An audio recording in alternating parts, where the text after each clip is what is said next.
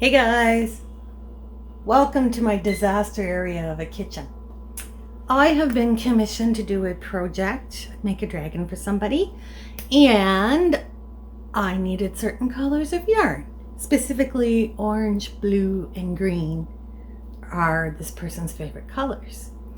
So I was shopping online and then I was like, why don't I just make it? I mean, who am I if I can't just make my own colorways? So we have some blue, some orange, and some green. I've got the yarn soaking. I'm going to get my oven on and warm it up. And we are going to make some yarn for a custom project. So this could be really good or a real disaster. Either way, it's going to be fun. So come on, let's go. All right, here are our yarns. It's just a miscellaneous superwash wool. I've soaked it in citric acid and water, and I put them in dry, and I used a lot of citric acid because I want this dye to stay where it's put. Now, with it being superwash and with the amount of citric acid I used, the dye should just go boop and stay. It shouldn't take very long at all or very much heat to set it up fully. Now, I'm not adding any water to the pan. And because I want all these colorways to be the same, I'm going to do them like this.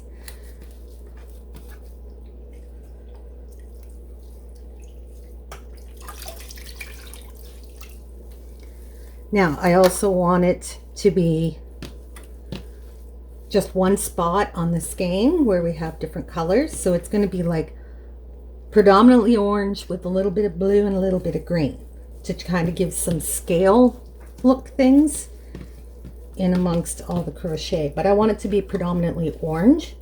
So I'm sort of just laying out the skeins so that only a portion of it is going to get the blue and the green. All right, here's the last one. Now I'm going to let a little more water into the pan with this one. So we'll push all that up there. And then this corner will become our blue-green corner. So it will only be on one section of the skein that has that different color. All right. So here we go. We have our yarn in the pan. I'm wondering if I should maybe just do 2 skeins to start, because that's in there pretty tight. I think I'm just going to do 2 skeins to start. So I'll put that one back in that pan, and then I'm going to lay this out a little differently. You can get out too while I do this. Okay.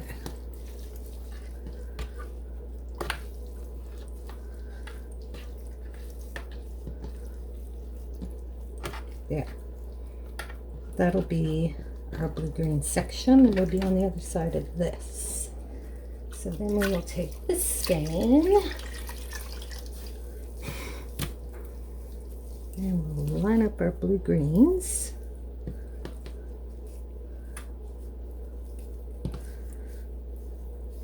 And this will all be orange up there. All right. Yeah, that's a little better. And I can spread my yarn out a little more and get the color through it a little more evenly and easily. I know I'm making an absolute mess of my skeins, but they'll be fine. We'll sort them out when we're done dyeing them. All right. So I am going to start with the blue-greens. So we're going to start at this end and work our way down to this end. So now, oven's ready. The orange and blue are going to make a really pretty brownish shade. I don't know what the green and the orange, what kind of shade they would make. So I think what I'm going to do is I'm going to start here. I'm just going to squeeze some green in there.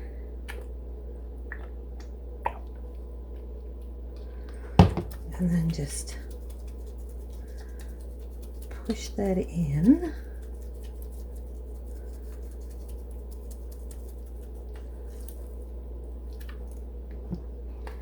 There's none underneath, so I'm going to just dribble a little bit in there.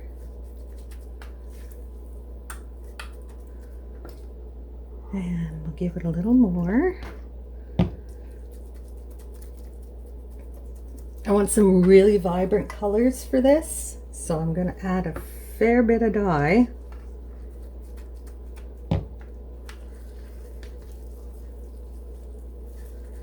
There we go. And I'm going to mush that in. Because this is superwash, I'm not worried about manipulating it, although I really should have put on gloves because now I'm going to have dyed fingers for days, but oh well, such is life. I suppose I could throw them on now so it wouldn't last, but meh. All right, now we're going to do the blue. We're going to do some on this side and we're going to do some on this side. Now remember, our fiber kind of goes like this here, so we know we're just doing the bottom of the skein, or at least mostly the bottom. We may end up with some specks in other sections, but I'm not going to worry about that right now.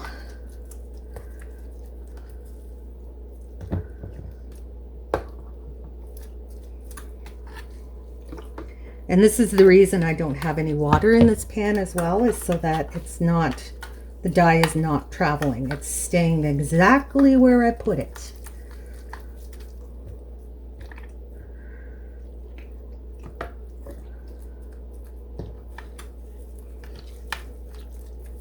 All right, now we'll smush that around. And then we'll go back to this side.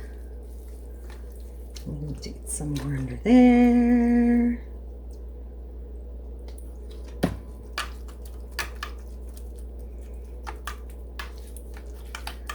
And smush it around. Oh, apparently my stove light is now flickering. That's not you. You're not seeing things. There is light flickering. All right, now we're just gonna use up the last of it. Smush that in.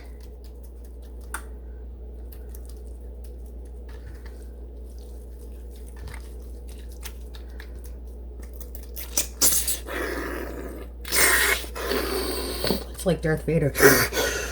Luke, I'm your father. Join the Dark Force, you knob. Oh my God, that was so Bob Doug McKenzie. Do any of you guys know Bob and Doug McKenzie? They were epic. Very Canadian though. Take off to the Great White North. Coo, coo, coo, coo, coo, coo, coo. Let's see how our green looks. Yes, I totally just went on a huge tangent. Not unusual for me, I don't think. Just topping up this green a bit. Make sure it all looks all right. Green and blue, all done. All right, now the rest of the pan is gonna be orange. This is Greener Shade Sunset Orange, and it is such a gorgeous color. And I want it to just shine. So this is a 1% dye stock solution that I'm adding in here. So we should get lots of color. All right, let's start working that in. Like, look at how gorgeous that color is. I love it. Like, straight out of the jar, it's the most gorgeous thing you'll ever see. And I can just never get enough of it. Now, I am going to get the splotchy bits in here. All right, now let's see how we're doing underneath.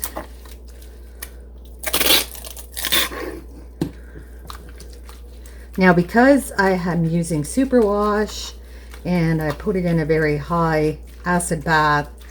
The reason the color is not traveling is because the yarn is sucking it up so fast, which is kind of what I wanted. All right, so we need some more Sunset Orange. Ugh. Hopefully we have enough here to finish it off.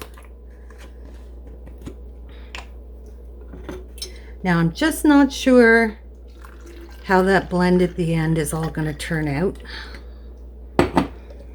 Like down here, if it's going to look good when we're finished or not. If not, well, I have some funky yarns to play with, and I am fine with that. All right, get that in there.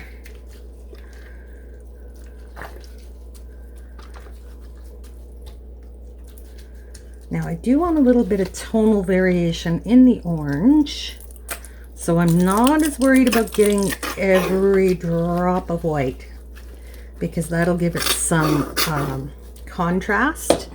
There is a little bit left in the jar though, so I'm going to add some water and get that out.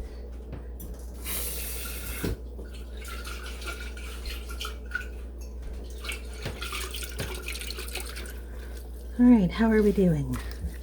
Good. Towards the top, it's a lighter orange, but I see I still have a couple of spots where it's almost white. All right, just gonna pour this rest of this over. I'm gonna add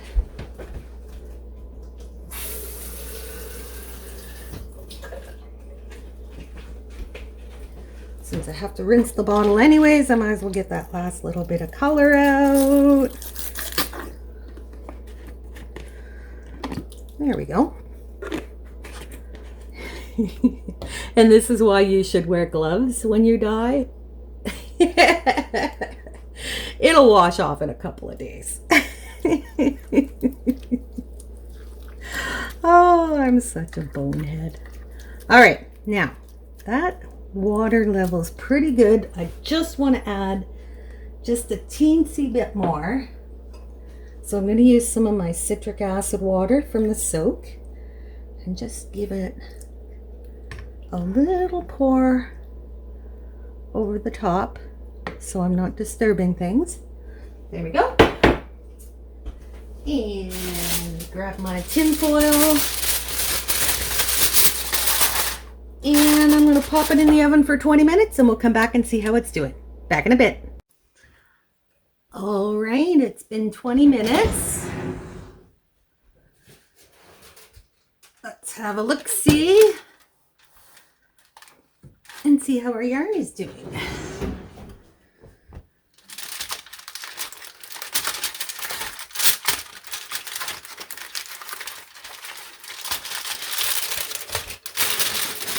Oh my goodness.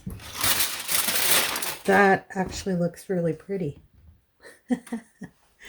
I need to know if the dye bath has exhausted. So I'm just going to take a little bit of water, check it for color. That's clear. And that's clear. All right, so what I'm going to do is turn off my oven, and I'm going to just let that cool on its own, and then when it's cooled we'll give it a bath and see how it looks, put it out to dry. See you then. All right, so I let my yarn dry overnight, and I have to say I'm pretty happy with how it's come out. This is a little streakier than I would have liked, but I did want some tonal changes in it. So I think once it's worked up, it's going to look just fine. The blue and the green have kind of meshed together, and I think it's going to make look little patches of their own scales. But I'm not entirely sure. So what I'm going to do is I'm going to throw this on my Amish Swift, and I'm going to crochet up just a sample. I'm going to go, let's say 20 stitches by 20 rows, and we'll take a look and see how this works up in a single crochet pattern. All right, I'm just going to adjust the camera, put you on time lapse, and we will have a go.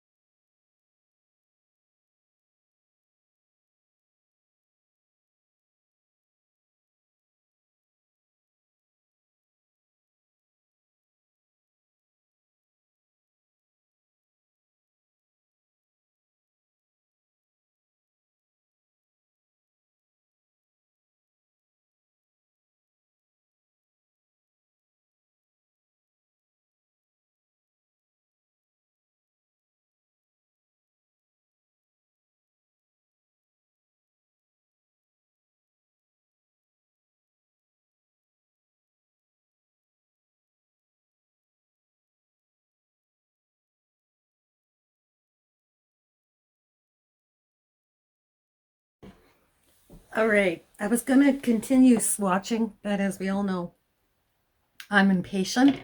And honestly, guys, I've been filming since like 7 o'clock this morning. I'm tired. It's now 2:30 in the afternoon, and I still have a bunch of editing to do, so I'm kind of being a lazy butt. But this is how the colorway looks in a swatch, and it's exactly what I was hoping for. So, I mean, depending on the stitch count, the colors tend to pool and overlap, and then you get like a complete strip of orange here. So the next one across is going to have some blue here or starting here, and it's just going to give these little patches of blue and green. And since I'll be working in the round, it's going to change the way it pools again. But it is exactly what I wanted. So that makes me very happy. So now I just got to get to work making the dragon. So that's my hand-dyed yarn story, guys. I hope you enjoyed it. If you like this, do the stuff down below, because I do stuff like this all the time. Thanks for joining me, guys, and I'll see you next time.